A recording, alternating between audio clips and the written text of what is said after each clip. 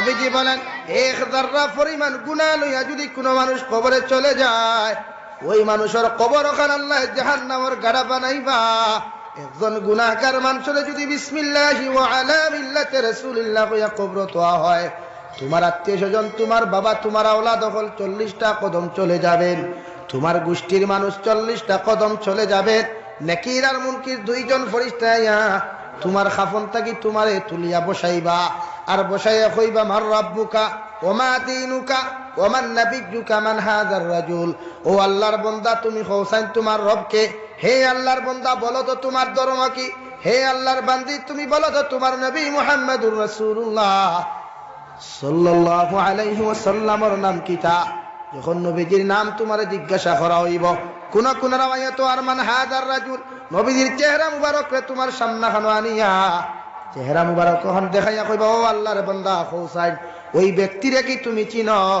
যদি আমার নবীর লগে তোমার সম্পর্ক হয়ে যায়, যদি আমার নবীর লগে তোমার তাল্লুক হয়ে যায়, নবীরে দেখার লগে লগে কইবা নাম, উনি আমার নবী মুহাম্মদুর রাসূলুল্লাহ। কই সুবহানাল্লাহ।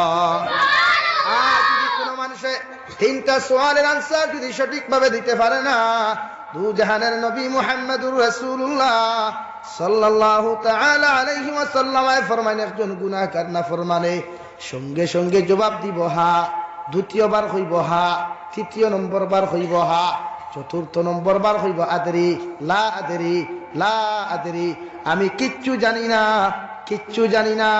নাউযুবিল্লাহ।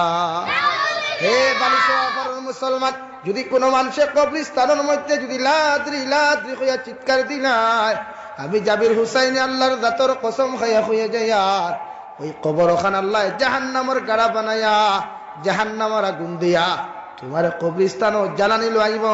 নাউযুবিল্লাহ।